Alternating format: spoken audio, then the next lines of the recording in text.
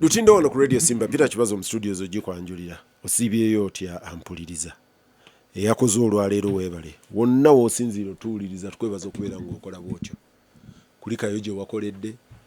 Nina Ibrahim Ssemujunganda nakuza omwezi 7 omwezi gwa April gwa May naye atambudde byonna abasuubuzi babadde wa Mwami Museveni ekkololo nga banyumyamu ebiwerako tebakkiriziganyizza kibajjeeyo ekiri substantial. Agambye aba URA temuddayo kusiba maduuka gaabwe nangassi fine gye mubateekako naye ebirala bisigale. Enkola ya IFRIS temugikwatako, enkola ya VAT threshold naye agambye esigale weeri. Agambye nti gino emisolo gye tubateekako okupima ebintu mu kiro naki ekigendererwa kyaffe ku making sure nti mulekeraawo okusuubula ebweru okubireeta wano mujje mukolere wano nammwe mugende mu manufacturing nze ntunda mata tugakolera wano. Ampuliriza n'ebirala. Ibrahim Ssemujunganda abantu awiza Radio Simba basebo ne banyabo. Assalamu alaikum wa rahmatullahi wa barakatuh. Maramusize munyere mukama Katonda w'ekitiibwa. Ampuliriza Lutindo Ssemuju nga sinnatuukaawo komenti ntono nnyo. Palamenti mukeberako ne babawa update ku infrastructure level ya Uganda. Abantu badde bakaayana luli ku lwo baraza abantu balemedde ku bridge e Karuma okumala essaawa 4. Abamagye abakolawo emmotoka baziyisaawo mpola reasonably. Kakati ate bangambye abayita mu National Park side eri egenda epakwaki bw'obanga ovuga mmotoka eteri truck na bus aba taxi abaki baba charginga kati nga baga nti bw'otucharginga sente bweziti oli nti ate bwe tuziwanze kati owa Costa bwenziwa n'enfuluma paka n'engenda ate mba nkomawo era nga nnina okuziwa kati nga baga nti bwe olutindo lwafudde lwaki temutuwa benefit eyo but also kuno okulwawo at infrastructure level nga parliament baba wa update.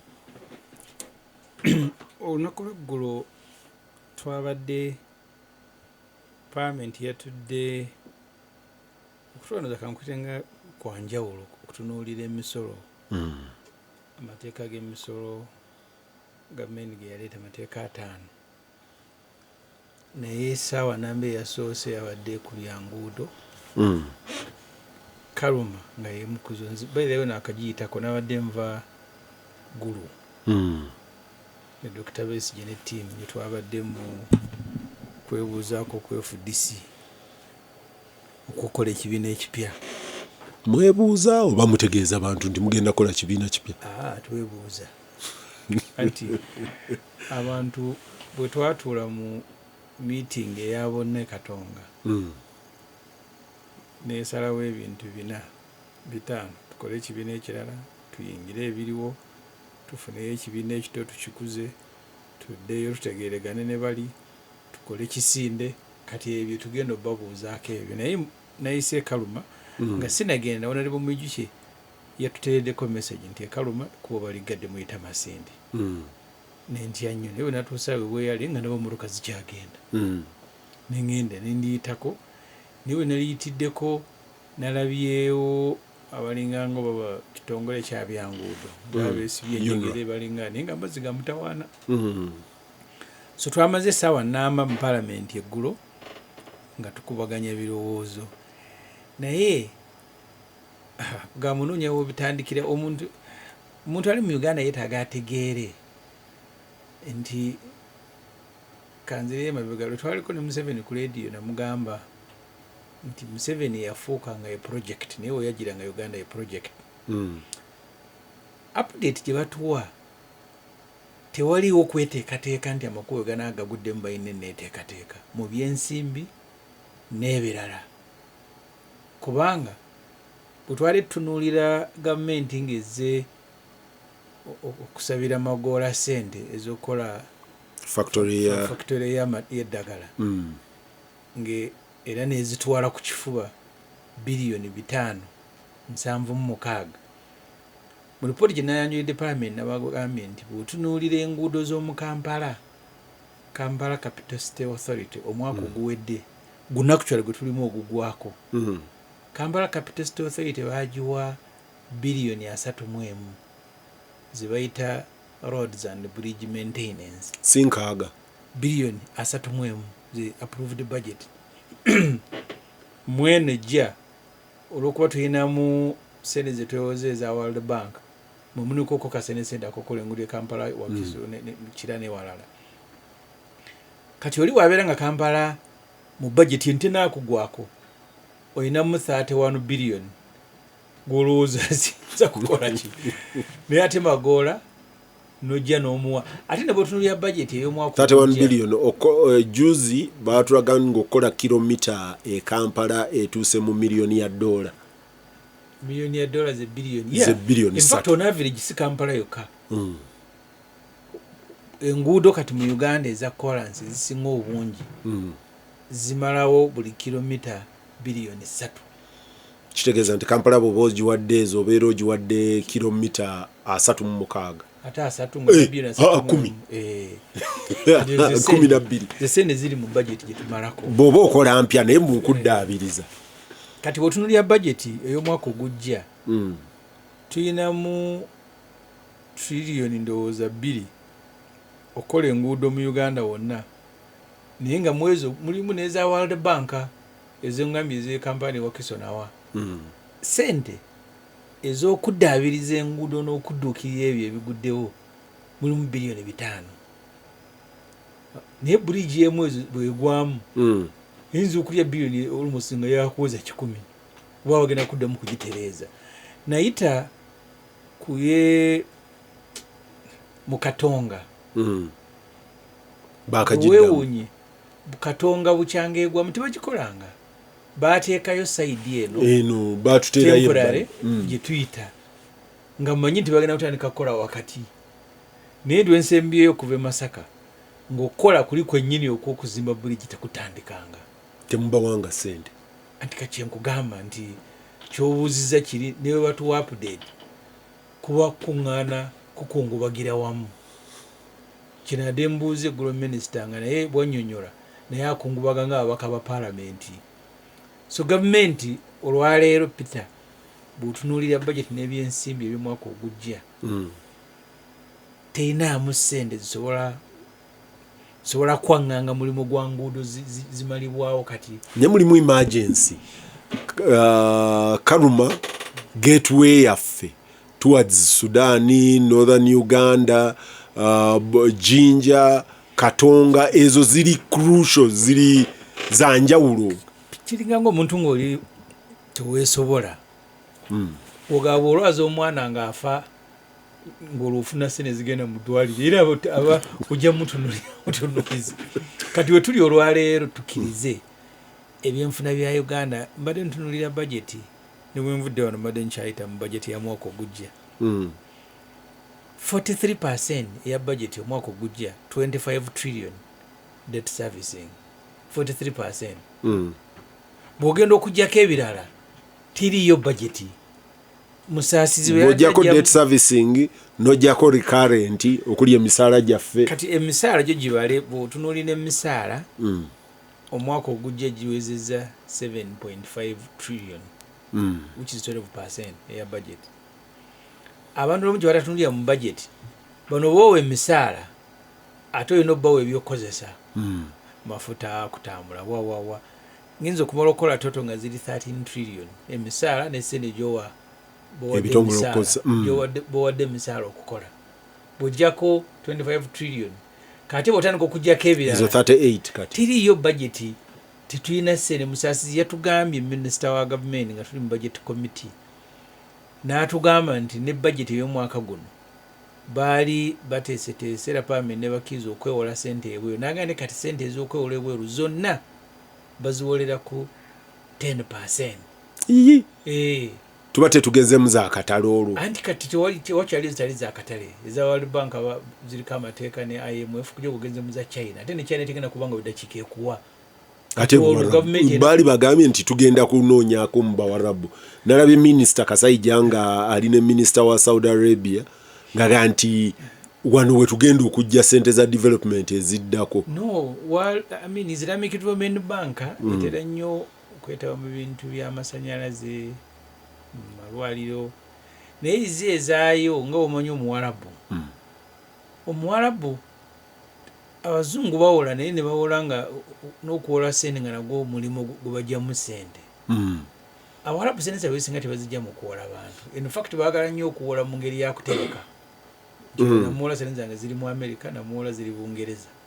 Kati gwe Uganda ntereseewo ssente zange. Kaperengani naawe akuwola mbw aterese wano ssente ze. Tetulina kufuna bisaanyizo. Abawarabu okujjako ng'oli mukwano gwabwe ne bakuwawe nga bawala Egypt. Egypt we bagobako Sise, president eyaliko. America ne bajjako miliyoni ya $1 n'ekitundu yabawanga mu byokulwanyisa n'eyagala gibajjako. Saudi Arabia ne bawa $10 billion. Emirates ne bawa 5. Kyobulaba ono aliko abadde azimba n'ekibuga kipya kyakituukamu. Buganda yazigyewo amangu ago. Bw'oba mukwano gwe bakuwa buuyi n'okuwola bayinza obutakuwola. Museveni talina bisaanyizo bigenda kumuwa ssente Buwarabu zijja kumuyamba kutambuza Uganda, ebisaanyizo tabirina. So n'olwekyo mu mbeera gye muli okuddamu ekibuuzo ky'obuuza, buli omu amyomyola olukoba. Ewabadde wayita emmotoka buligi bw'enaagwamu ekaluma kyobula tugenda kuyita kati mu paaka. Abalala banaasobola bagende bayite Masindi. Naye MP omu ku bave Erango yatugambye nti Kidyeri olulimi olutuufu ekiri wakati wa Masindi ne Bapaki ekitambuza abantu batwala Erango. Waliwo kimu kitambula emirimu mitono ate kyafudde. Kati ng'abantu balina kwetooloola. Abavaayo baatugambye nti n'okuyita obuyisi mu paaka kyongeramu olugendo olwo kilomita 10 endala. Ng'okutya kwabwe ate ne speed n'ogisala because walking speed naye kutuka nnyo. N'okutambula ekiro kuba mu paaka abapaaka mujja kutomera ebisolo mujja bikanga. So tebakkiriza kutambula kiro mulina kukoma ssaawa emu. Batona kuyitawo ssaawa emu mu paaka. Olina genda kwetoloola soloti. So kati eyo embeera abantu bagimanye gye tugenzeemu. Ate nga Museveni teriyo solution. Nga wala wasanze abasuubuzi nga talinaako solution n'abaga nti ebintu tebigenda kuvaawo.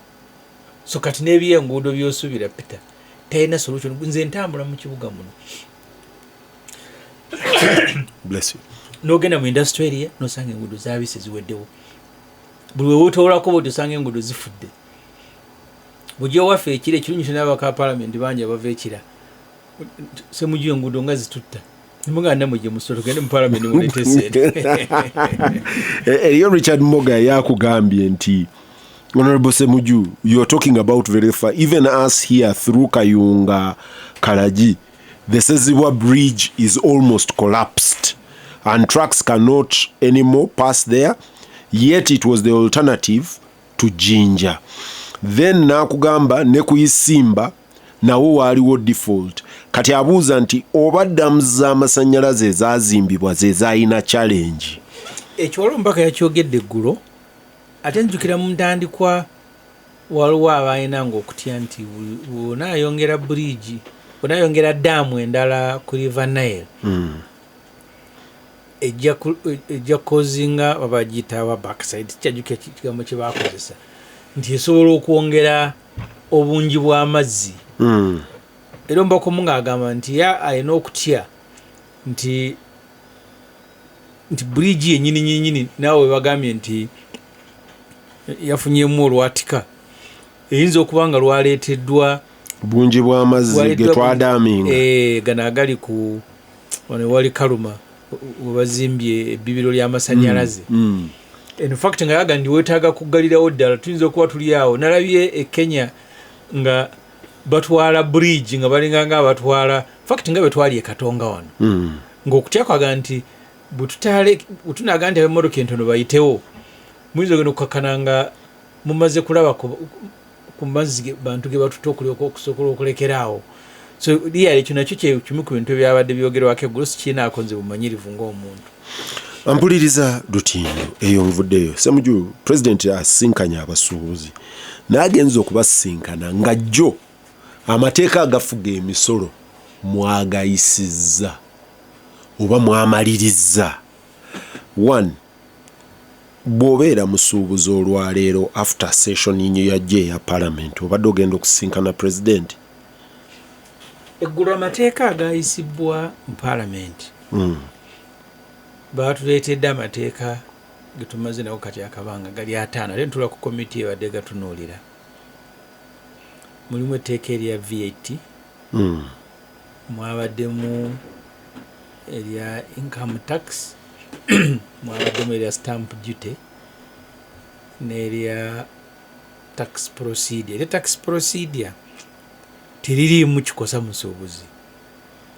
Aba kitongole ky'omusolo muteeka mwabaddemu akawaayiro kamu nga bagamba nti omuntu abasuubuzi oba munnamakolero bw'aba ayokyezza ebintu oba nga byayitako byexpiringa oba tugambe bivunze oba nga biyidde byokka, nga bagamba nti omuntu abadde agenda mu URA n'asabayo refund oba yadde asasudde omusolo oba n'atasasula, nga ensonga gy'awa nti ebintu bye yabyokyezza nabaga naye nga tituliyo.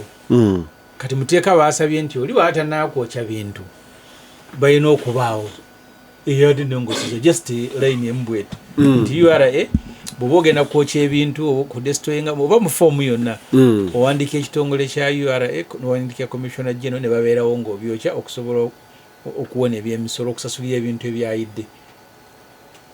Mu VAT mwabaddemu okusinga bakusonyiwa misolo.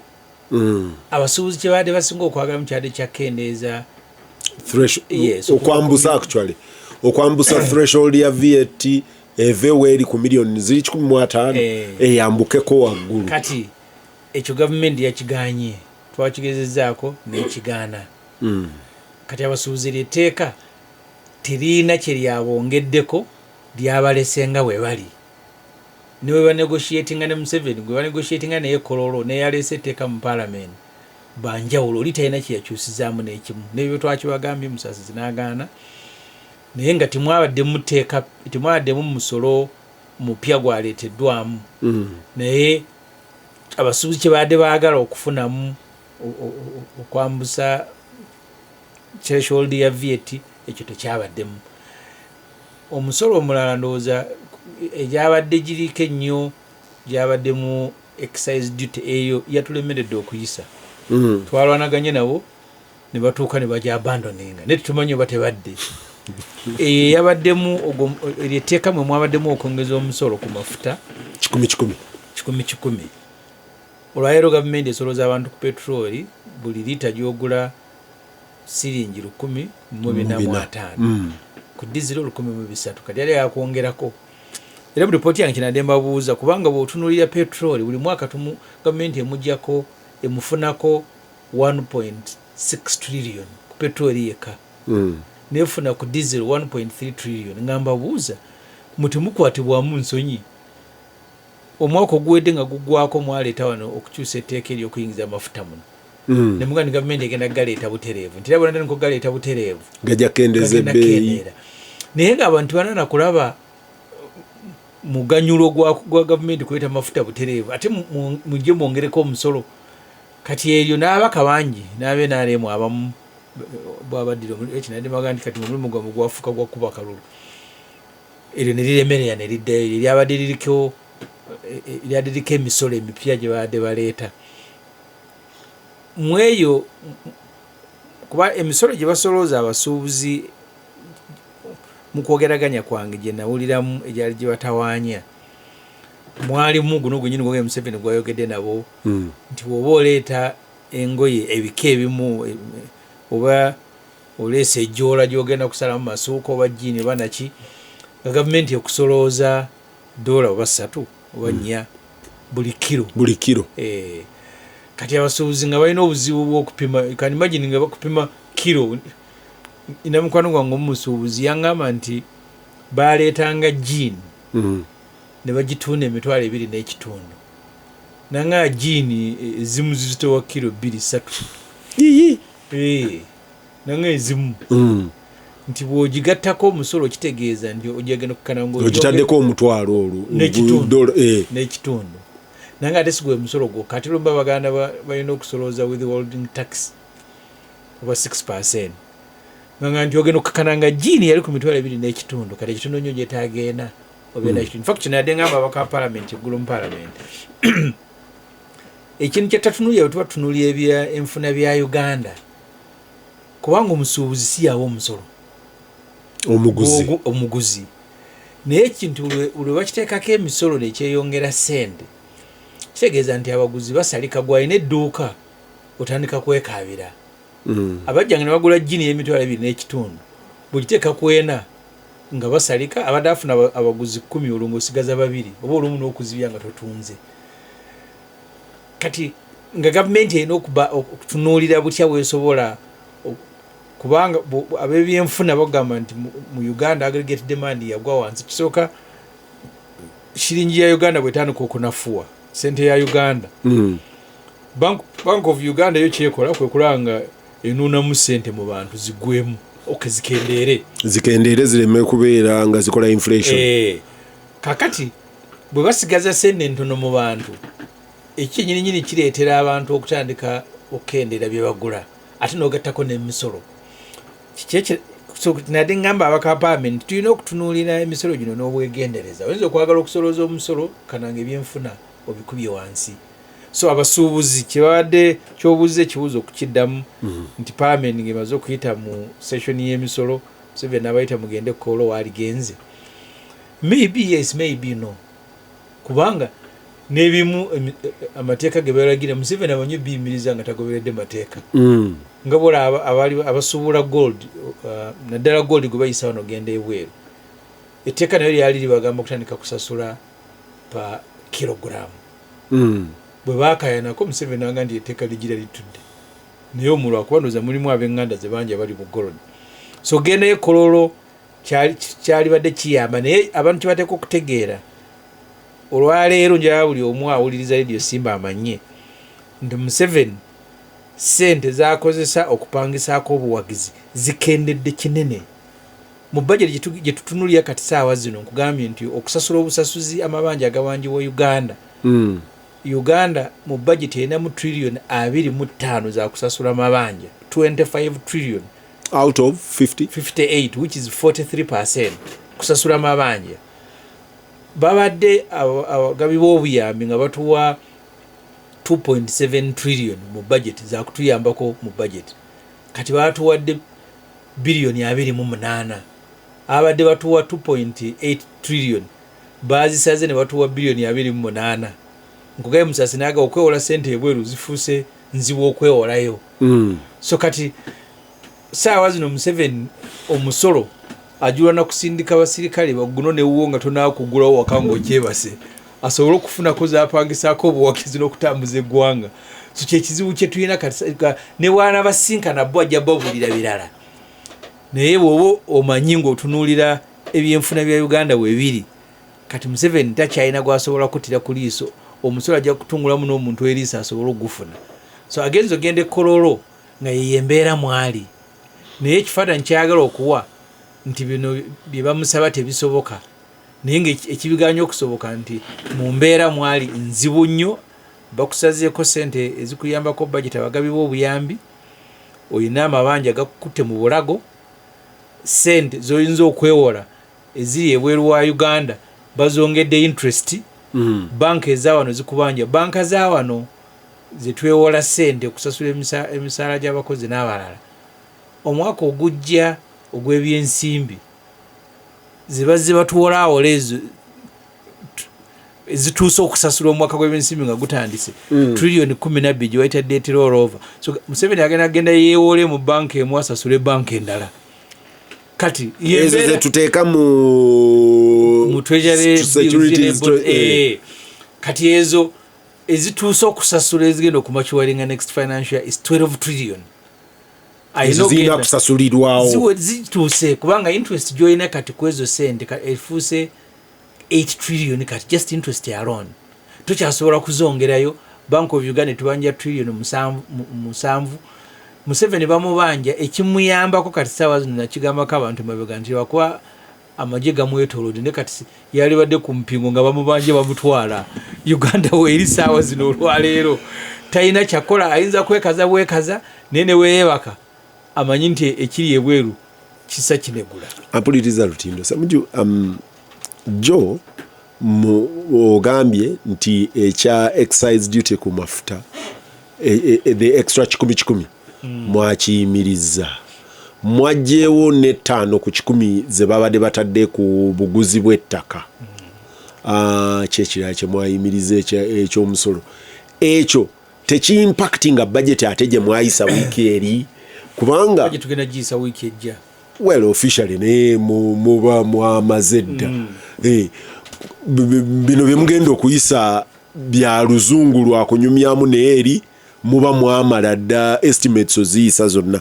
kubanga minister agenda okujja ewammwe ne ba technocrats be nga bakoze budget estimates nga bamanyi ensimbi we zinaava aga nti bwe twongeza 10 ku diesel ne twongeza 10 ku paraffin ne twongeza 10 ku petrol wano trillion zijja kulinnya okuva wano zeeyongere wano ze tunajja ku ttaka zijja kweyongera wano kati ate se mujja ne banne excise duty yeyo kaje baade basubira nti basobola okuŋŋaanyamu bilioni 2.5 VAT balowooza nti bagenda kuŋŋaanyamu 74 bilioni 7.4 tax procedure code terimu musolo nagumu. Stamp duty naye yabaddemu nnyo kusala kwate ebyo ttaka ntubigaana yadde ndowooza erimu bilioni 4. Gavumenti kyengugamba nti bw'eba erimba abantu olw'okuba bamanyi nti tebamanyi egiwa ekifaananyi naye bwenaaba esoma budget ejja kulaga nti budget ya trillioni 5.8 egamba mbu omusolo ogwesolooza gugenda kweyongera okuva ku trillioni 2.4 zifuuka 3.1 naye ate bwe yazze emisolo gye yaddeereese nga girimu bilioni 3 naye ng'egamba gugenda kuva ku 29 gugende ku 31 trillion. Eggulo we twamayide n'ademba agamba nti muteeka sikyajjukira wali abadde lya income tax gye babadde baleese oluvannyuma nozadde income tax actually nga gavumenti esonsekamu akawaayiro yakaleese ku ssaawa nvannyuma akongezaayo agakaani obutasasula musolo ku ssente zaafuna okuva mu kutunda amasannyalaze ebujagali nga nembuuza minisita nti bwe tumusonyiwa ssente mmeka ze tubeera tufiiriddwa n'atugamba 74 billion nga gavumenti ssente zeeyagala okugyamu VAT zonna mu nnongolesa zeekola ate bw'ojjamu income taxes wagakaani kakati tezimuwa ezimusonyiwa anti kwe kumuwa bw'oba wadde wakusasula bilioni 7.4 ne bagaa nti bazikusonyiya omwaka mulamba ozitwale kuba kuwa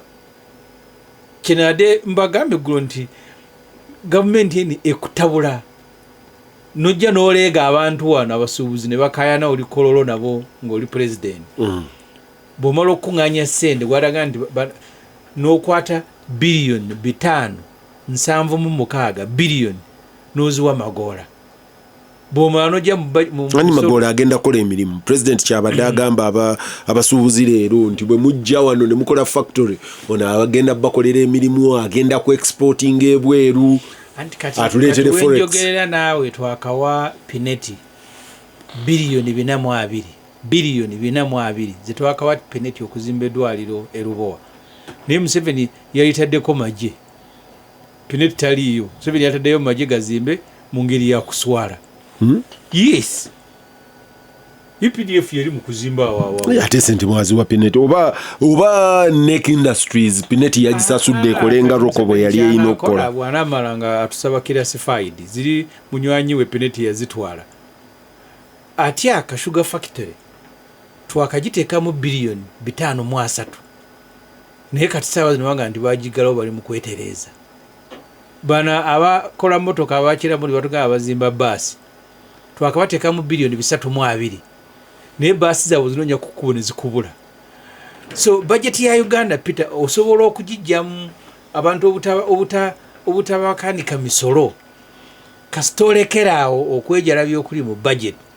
Era kati saawa zino ndi mu kumaliriza report wiiki ejja Katonda wanaaba mpadde obulamu gye ngenda okupresentinga mu parliament ebalaga butya bwe tusobola obuteewola ssente za kusaasanya ku budget naye ate budget nekendeera ne tujjamu ebyo ebintu mu budget kiringa nga bw'obeera kutyaka oli awa ekifaananyi n'alaga nti budget oba muli mu muzibu nnyo naye nawe omuntu wa bulijjo kiringa nga bw'obeera ne ssente mu nsawo n'okeera ku makya ng'olina okutwala omwana ku ssomero.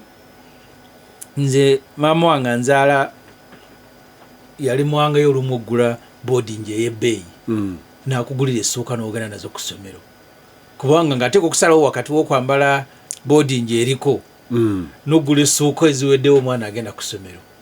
Kati ekyo Museveni kye tumugamba okukola mu budget mulimu ebintu ebisobola okuvaamu kugula amamotoka kutambula kulya mmere ebyo bisobola okuvaamu mu budget n'esigala ng'eringanga bwe anti abantu bagenda kugamba naye nammwe temuli furugo nammwe era bagenda okugira bati nammwe palamenti mwayongeza ekyo nzikiriziganya naawe ne palamenti eri naye kati proposal gyendeeta palamenti we naaba egiguze kitali kyangu bw'oba osala ssente buli omu aba agenda kusalibwamu buli omu musale bw'ogamba nti palamenti yeesalako kati ejja kwesalako naye kanze ndeese nti bwe muba musala ssente ez'okutambula ng'omanyi nti okutambula mu Uganda munda muno inland travel omwaka ogujja mulimu budget ya bilioni 740 bano boyitaka batadde amanda ku pick-up abava ku country kulaba ente zaabwe mwe muli ne poliisi mwe muli amagye mwe muli president inland travel yes gwogandi poliisi buli wetambula byetambula bibeera bya mugaso.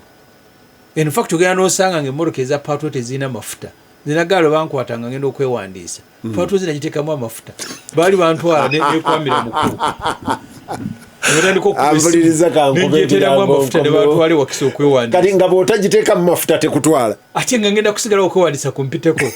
Semujukano kewo Walusimbi Stephen ye aga nti kibazo manyizi bino si bye mwogerako naye nnyamba Honorable Semuju ewaffe batugoba ku railway batukuba emiggo batumenyera ennyumba tukwegayiridde abasajja bakwatemu.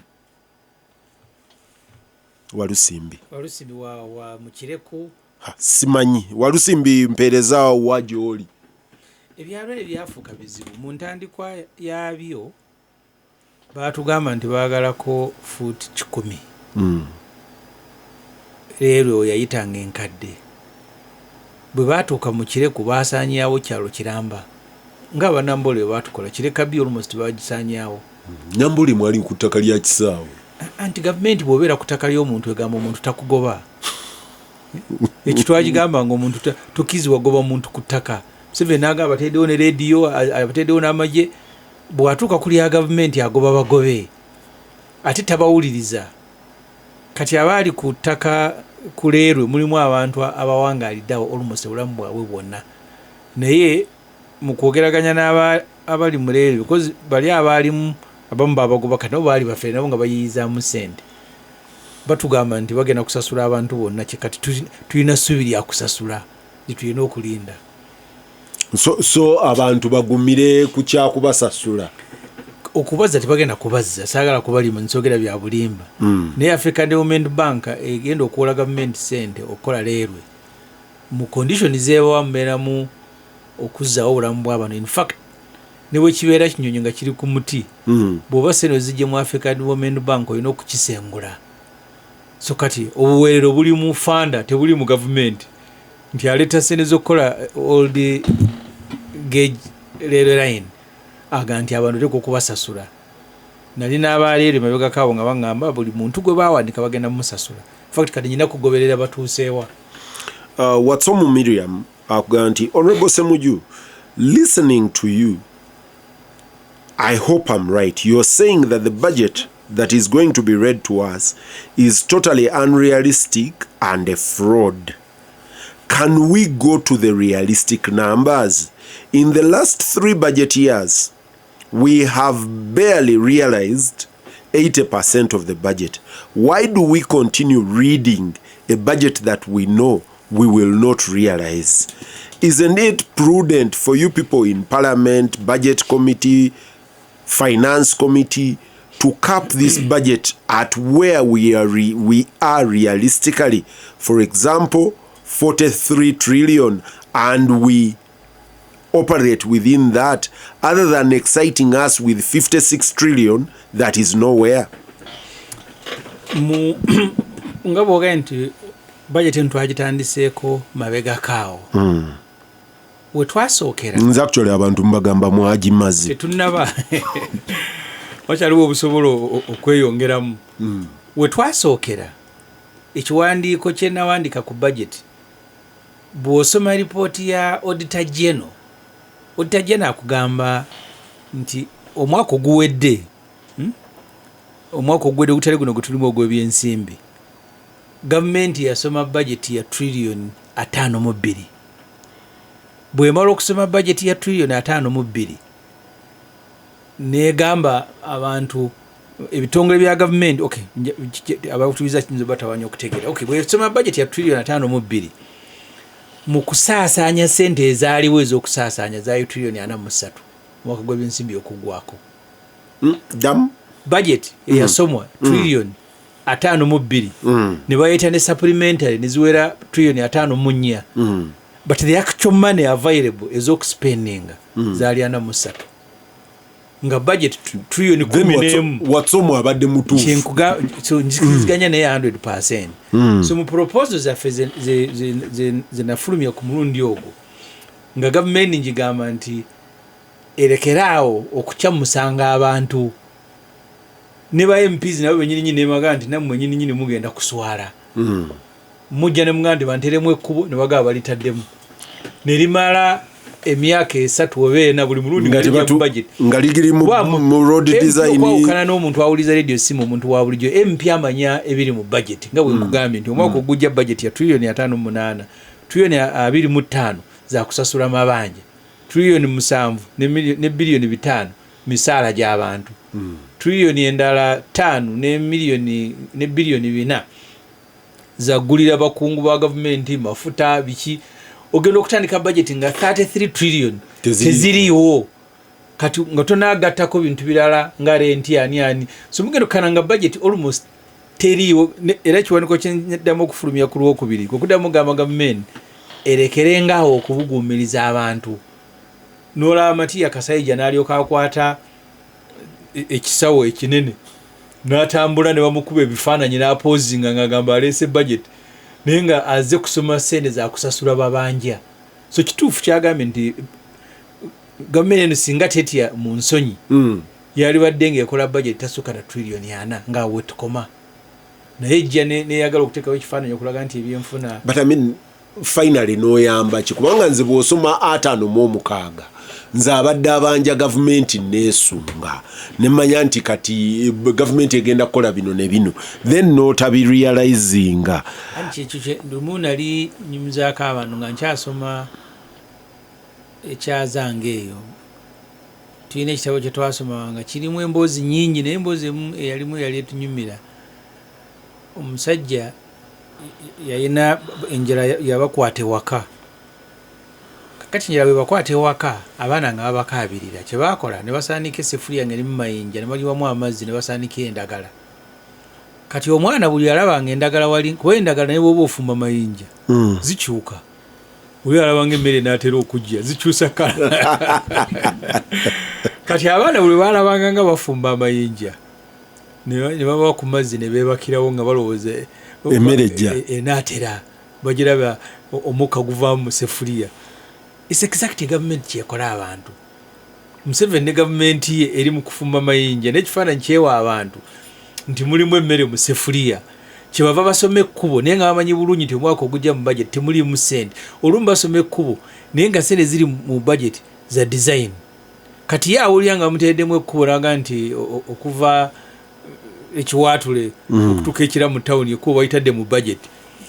bw'aba tamanyi alaba ngeri tugamba nti n'eryaffe liri ku ekyo gano aga World Bank ganjawulo aga World Bank ganjawulo sene mweziri naye amalala ge bateekamu naddala mu byalo wawa ye Museveni kyaba ayagala bw'asoma budget buli muntu addeyo ng'asanyuze tekuba bagenda dikola kati ogenda okulya n'abaka parliament nga bakayana lino ekkubo lyange bakalisoma emyaka ena nga teririimu naye ng'ennyini teyatunula mu budget kulaba nti sente tezaali mulimu za design bwemala okukola design olumu mumaamu za visibility study nga tebalanda kutuuka ku level yakola design baga nti kati bagenda ku visibility study Museveni n'asoma kuba bagenda akolebwa omwaka ogujja endulu ne zivuga. Yasin Mukasa akugamba nti Honorable Ssemujju nze nyamba ffe tubanja gavumenti nga ba suppliers ate sente zaffe nnyingi njagala kunnyamba buyambi omwaka guno mweziri it's been 2.7 years buchanga to supplying government etugamba it does not generate LPOs unless it has money. Now the money is there. They haven't are we going to be paid this time?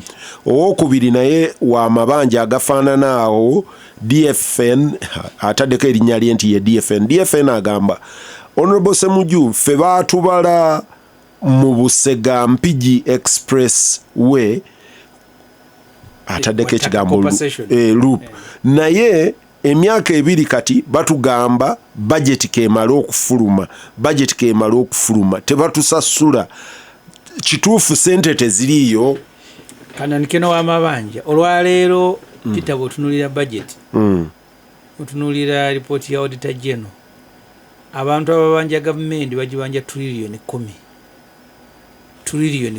10 mu budget yataddemu billion 2 mpulira bulungi babanja trillion 10 babatereddemu billion 2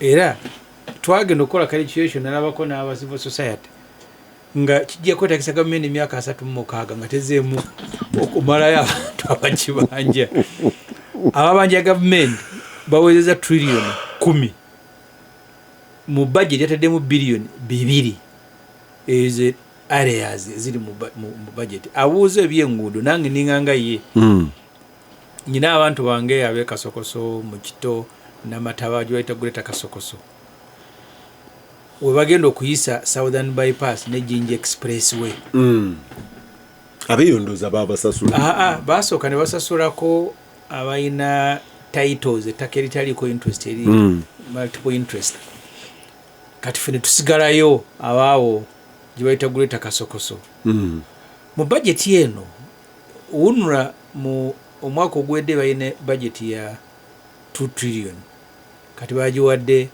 1.6 bagisazeeko busazi kati kwezo abaawuno nanjogera nabo nga batugamba kati nziramu oyo wa Busega Jinja Expressway nga mbabuuze Busega Mpigi mutuuka ddi okujja okusasula ab'e Kasokoso nga mu Desemba otuyinza okuba nga tutuusizza naye manya nti waliyo ate abalinze sente gavumenti luli yaziteekanga project by project nga mwe mubeera gamba nga bwebe zitaddemu nga nzidde kusasula ba Kampala Jinja Expressway kati eteekamu lumu compensation nga nziri billion 3 kati UNRA netandika kusasula kusinziira kuyasooka kusinziira mbeera gye mutaddewo era bwafuna nga muteekewo embeera kati zigenda kufuuka za kulwanya owulire n'aba Mpigi Busega Expressway nabo baagala so zigenda kufuuka za kubanjiza mu mbeera so kati awo wetulinga eggwanga abantu balina okukitegeera nti kati n'ababanja ate si bebo bokaboka projekiti z'engule nazo gye ziri nnyingi ebyembi bwena gye Kasokoso mu Kito n'Amataba gavumenti bagenda kuyisayo okuba nga bagaa temuddamu kuzimba tokulaakulanyawo tujja ne bwe tunaba tukusasula wali we twakubalira tetujja kusasula ate byotaddeko nga tumaze okubulya nti kuba ligenda kuyitawo kati omuntu n'amala emyaka 10 nga tazimbyewo yadde akayumba keyaligyemu waliwo omukwano gwange yali yateeka essomero mu Kito naŋŋamba gwe mukulowoozako olowooza bwe nteekawo akasomero kange ak'ebibaawo bayinza tusasula ddi ne mugwa embaawo oba olina teekako tingaze bwembamanyi embaawo teekawo gira osomesa kati kanimagini yakasomesa abaana emyaka 5 nga tebabasa yali atidde yambuuza nti bwe nteekawo akasomero wano akatonotono nga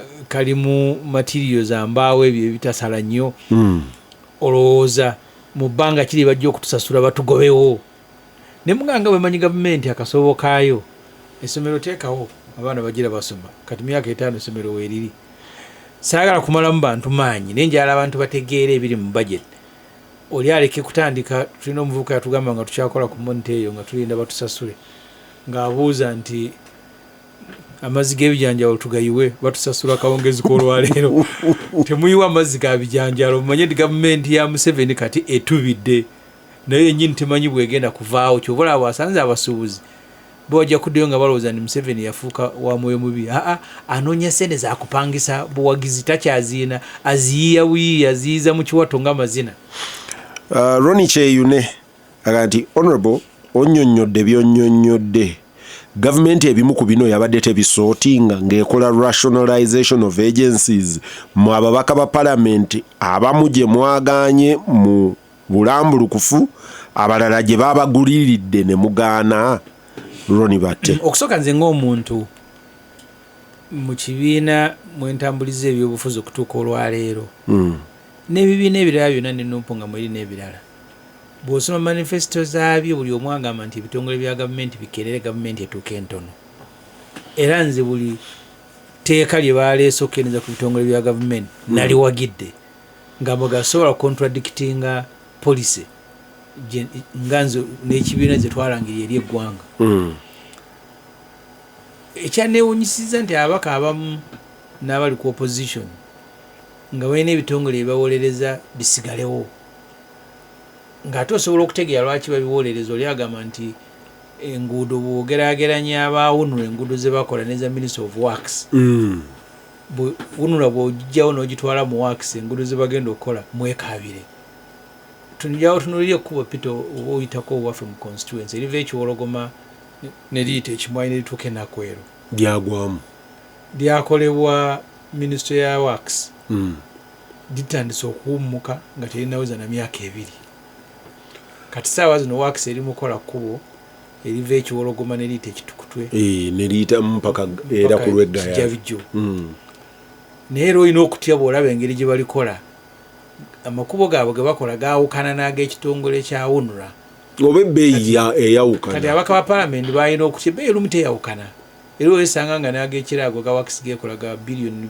2.5 almost tegayinza obutaweza 3 liri lyagwamu mangu nnyo naye olumu babikola gaddibe nga bye ne balya ze baliddeko nga ze batadde ku kkubo olumu nga ntono ku ezo ze baliddeko kati UNRA nze nga Ssemujju abagikulembera olwaleero mbayinamu obwesigwa nali ndowooza ne Museveni kyajja okukola oddira UNRA n'ogitwala n'efuuka Works. Yes. Works eyina bingi byekola Works eyina railways eyina bridges eyina driving licenses kati bono kakasa kubanga mu ensi ezimu bw'ozisanga osanga bakola olumu transport authority ne bagata railway na aviation n'amakubo either bw'obigatte wano bikolemu authority emu oba bastaff bwewekakasa nti basobola okukola omulimu mulungi batwale mu Works oba efuuse directorate batandika okukola bye babadde bakolera eno olw'omukendeeza sente olumu ez'emisaala ez'okupangisa ez'amamotoka n'ezaki so nze ndi omu ku abakkiriza era abaawagira buli ebitongole babigatte nti bakijjewo kati abaka palamenti abalala musanga aba Coffee Development Authority babagabira endokwa z'emmwanyi nga kyamuyingira ku mutima tayagala babakwateko kati ekizibu kye twafunye mu rationalization nga abantu bakitunuulira ye ne interaction ye n'ekitongole kati gavumenti kyetanakutereeza andi gavumenti ebadde ekugamba nti tukulazeeko nti tusobola okukola aba Ministry ya Works bo bennyini baŋŋamba nti ekisooka nti UNRA tekola nguudo UNRA is a procurement agency nawe era tebakola aba Works abafune balina ba engineers balina contracting nabo era ne bwe nabadde n'ekweru mabega kaawo nga tugenze okuggulawo ekkubo erikolebwa okuva na mugongo okuyita ensasa okujja wano ng'ebulindo era nayo baali wadde company kulikola ne works nayo procurement agency nayo teyina UNRA eyinayo ko unity eddaabiriza eyiwamu ettaka ewavudde kolansi ne works nayo bweri. In fact nze nali ndowooza nze tusaasaanya mukola enguudo singa twafunayo ekitongole oba UNRA ne tukigulira nga wala wakati PDF bwezimba ebintu ne tugizimbira capacity kuba UPDF nabasanga Nambole ne walanga nabo bakomplaininga abazimbi babalina n'abasomba ebintu ebina naye n'ebintu ebiri basic nga mixer nga tebabirina bapangisa bipangisa kati simanyi naye bayinza babaguddeyo bakimu kati ngwe n'engineering brigade gy'ogamba okuzimba ne teyina bikola okuba n'ekitongole ky'enguudo naye nga tekisobola nakuddaabiriza because UNRA erina station ey'e Kampala naye bayiwambuye ettaka oba obukolansi buno buti niwe bayetera ku kitulakita tebalina byuma kati gyoyiteebwa ekireka ekkubo erisala enambole wansi eno neryambuka waggulu neriyita awo ku Joka's Hotel weritandikire ekireka wano wansi awo kati ttaka kitongole kya UNRA bwe kyajja ng'ebinya biyitiridde nekikalakatawo kolansi nekiyiwamu ebitaka kati ebitaka enkuba yabitutte ebinya ebigenze bikomawo kati ebyo gavumenti byeyalina okuzimba sente zeesaasaanya ennyingi mu by'enguudo ezigulemu ebyuma bibeerewo tufune ebyuma ebikuba amayinja osobola okukozesa kilomita gye walikozeseza biliyoni 3 osobola okukozesa 1.5 nga ebyuma bibyo n'abakozi babo kuba bano n'abasirikale abapoliisi abatukuba tiya gaasi ne batukuba embooko twabadde Dr. Besigye tuli eggulu Hoima abasirikale babayiye basibye ku nguudo tubakiriza agenda kukola meetings mwaze kola abo bonna tubatwali tugende tubakozesa enguudo ng'ensi endala bwe zikola mu biseera ebya emergency naye osobola kukola ekyo oyina ebyuma kuba tebagenda kwetika mayinja ku mutwe mu kalaayi bagaleete bagateeke Nambole. Ampuliriza Lutindo abadde Honorable Ibrahim Ssemujjunganda eri abadde akusaba okukomentinga ku story etambula egamba nti speaker ab'e Dubai bamusibyeko envumbo. Ampuliriza Honorable Ssemujjunganda mubuuziza nga tetunnajja ku mpewo nga information tagiina. Ndoze ekyo tukuleke.